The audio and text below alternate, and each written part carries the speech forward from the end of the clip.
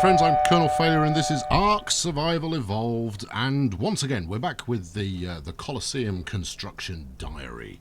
A couple of minor deviations along the way at the moment, and I'll take you through a couple of those. First, I want to introduce you to a friend of mine. Oh, don't follow me, you're going to get killed on the spiky wall, you idiot creature. Come here. Come here. This is Detonator, who hopefully I haven't just wounded too badly. Let's disable the following there. Don't wander off. No, come here. Honestly, thing's got a death wish. Anyway, I'm wandering around with my associate here. He's a little overloaded. She, pretty sure. Right. He's a little overloaded. He's also very low level at the moment. I will be training him up accordingly. Let's take the lot, shall we? Yeah, fine. I'll eat some of this, and then he can get back to his job in a moment. I'll show you what he's for. Obviously, if you're familiar with the game, this is an Ankylo, is the breed that we're rocking with here, and that's because it's particularly adept at smashing things. And given that an awful lot of what I get up to at the moment is smashing things, it would seem to be a beneficial means of getting things done a little bit quicker. Now, when I ride on Detonator, as its name is, it will gain experience every time I go wrecking stuff. So wrecking stuff's what I'm going to do, but of course it does have to carry everything that I'm carrying as well. So I'm going to drop a load of this stuff, just purely because we're not going to run short on any of it. Now, effectively, this particular dino is rather like wielding a heavy-duty pickaxe. So it has the same effect on stuff that hitting it with a pickaxe would do. So stone, for example, go on, son, wallop it. See that? Broke everything in the nearby area. Plants, some stone in there as well, and if you can just make out, I would point, but no mouse cursor shall avail me in this particular game. Over in the top right, you can see how much weight it's carrying. Almost filled it up very quickly, and that's part and parcel of it being relatively low level at the moment. That will improve. Now, really, the only thing that I want this chap to be fishing up for me is metal and stone, maybe an occasional bit of wood. That's not what I intended to do there. Give me the inventory. I shall swipe the bits I want. Flint, I have so much flint at the moment, it's not even funny, and then you can just drop the rest of it. Yep. Dump the rest. Dump the rest. I'll take. Shall we? Yeah, I might as well take this back.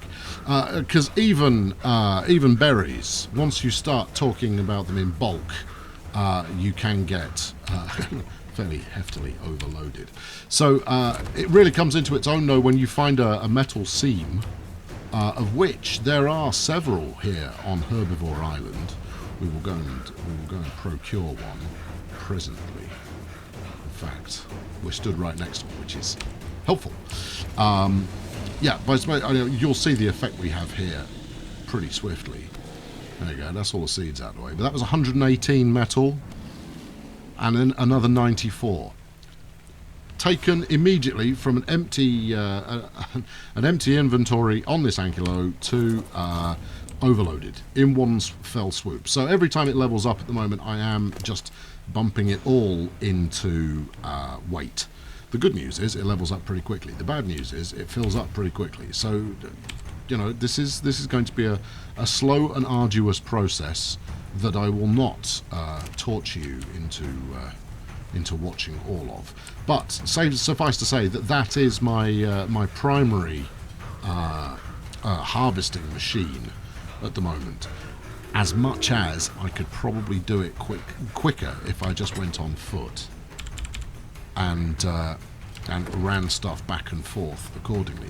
I'm using the battleship Failure as a temporary drop off.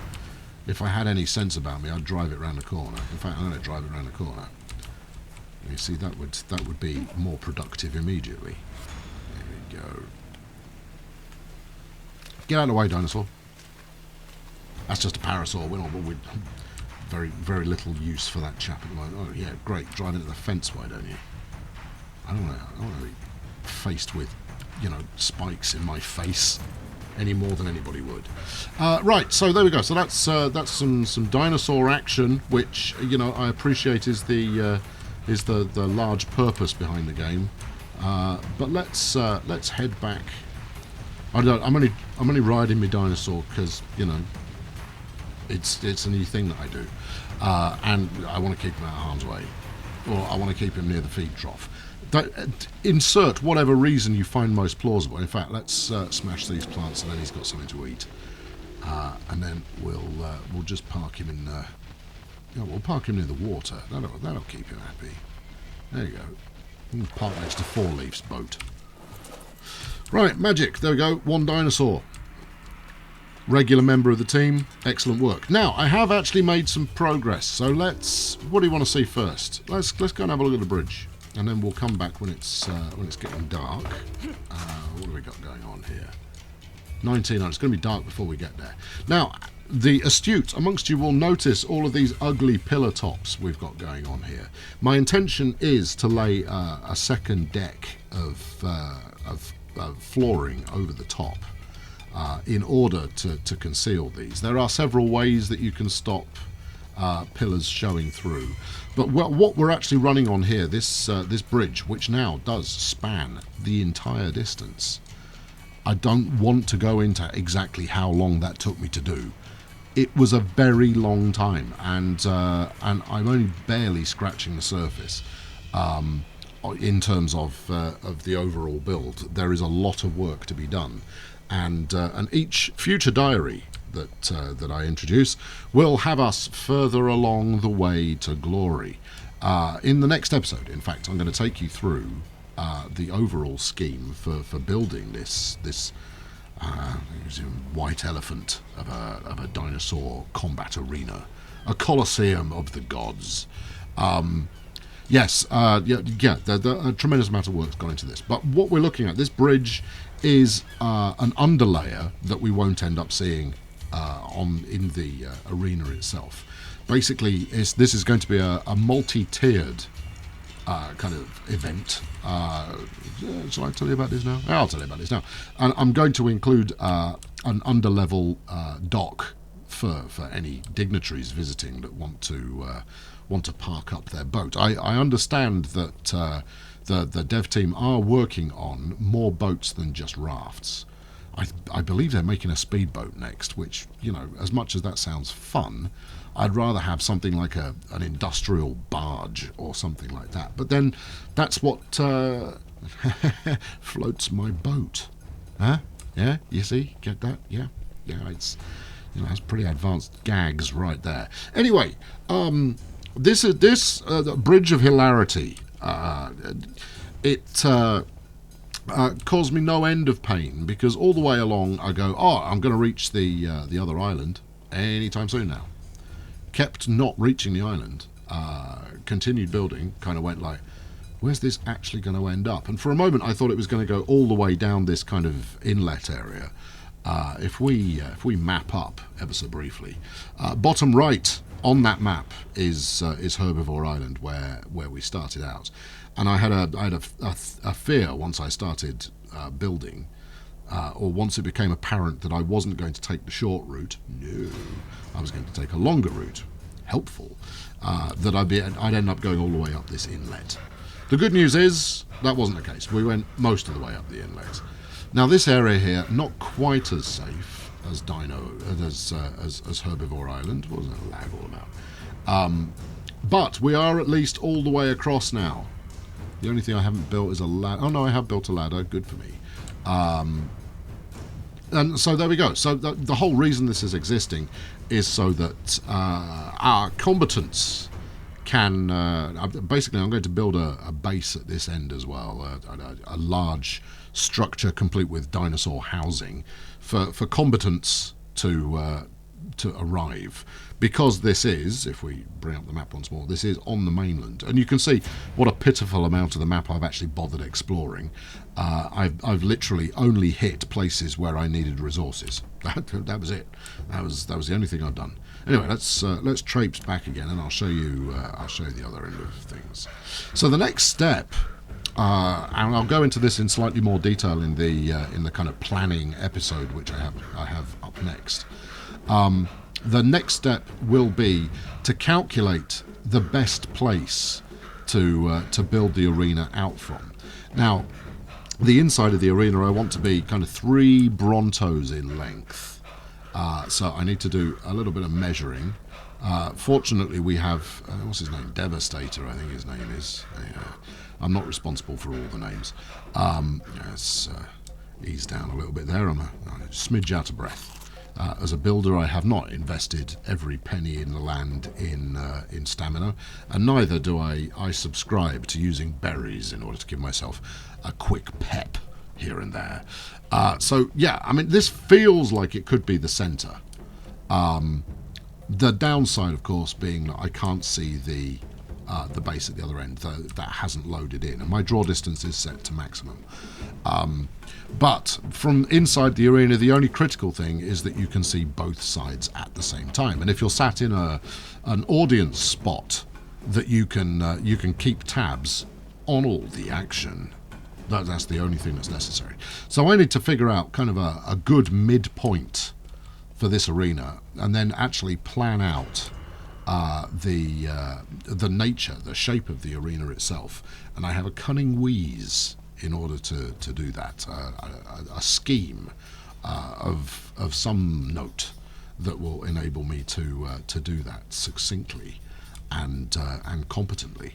And you will be witness to that in the next episode. Anyway, teasers aside, I will show you some work that I have also been putting in on the base. A large amount of overhauling has been done. It's getting a little dingy, so let's press the right button. There we go. Let's have some actual light going on here. There we go. Hopefully the whole thing will have loaded by the time I get there. Otherwise it just looks a bit ropey.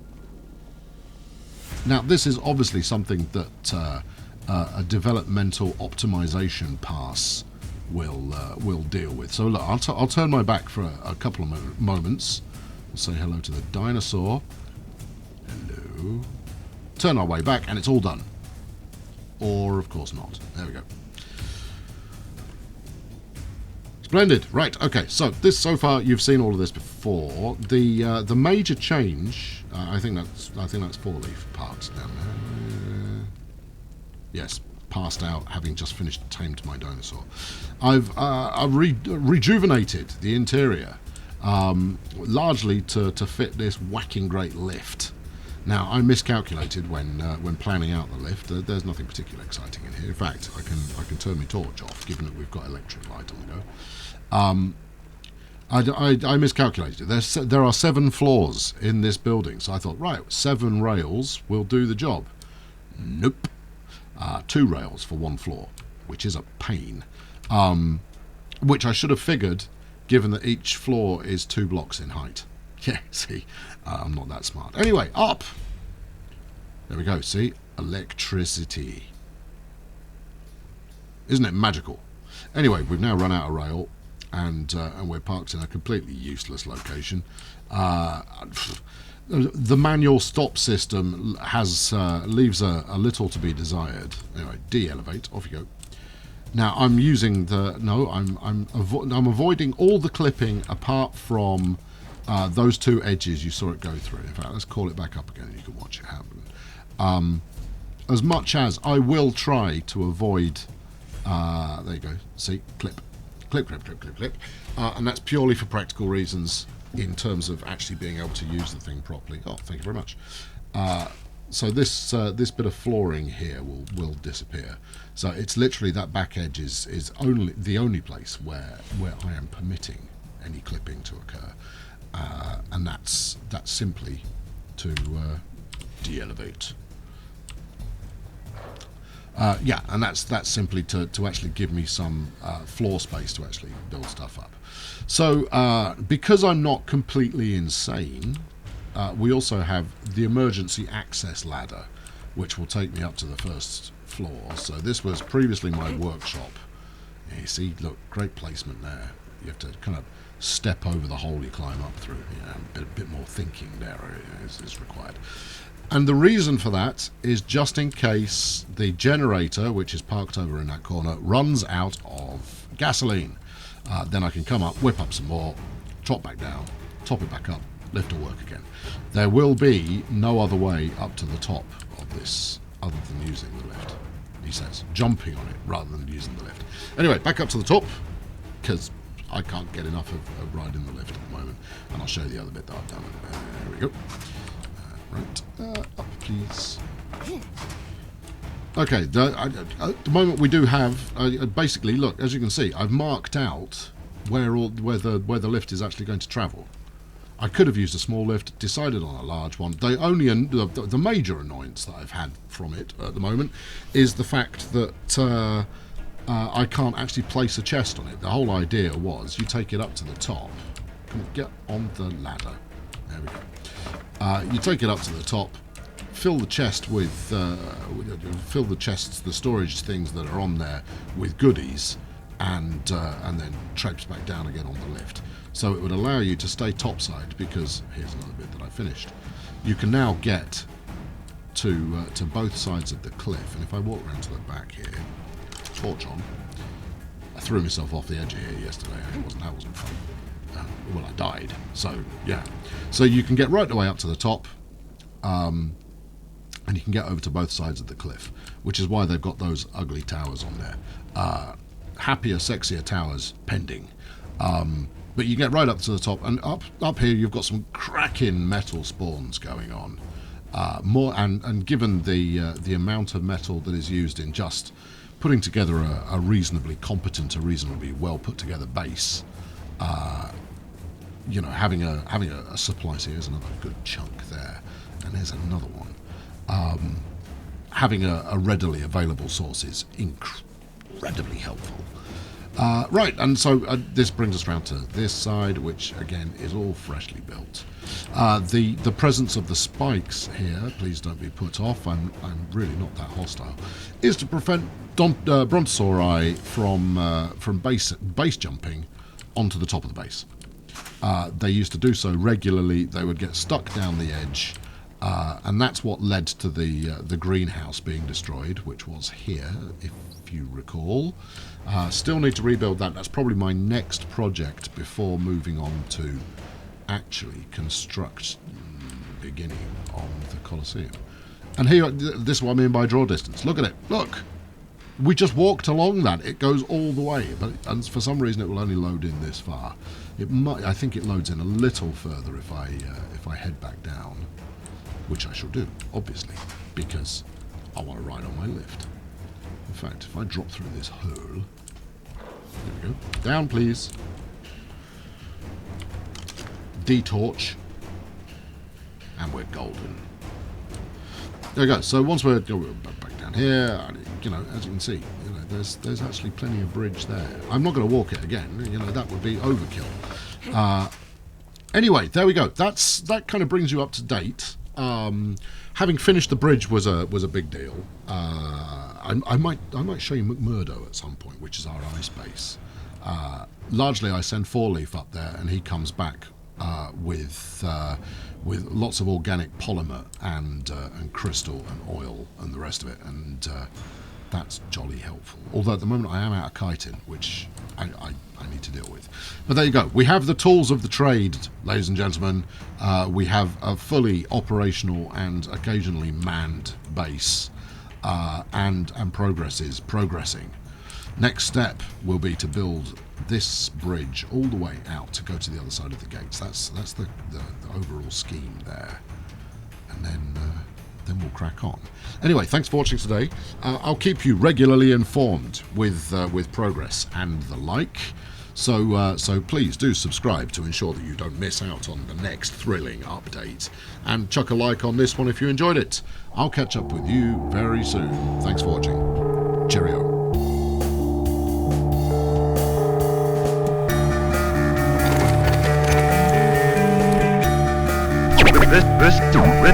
This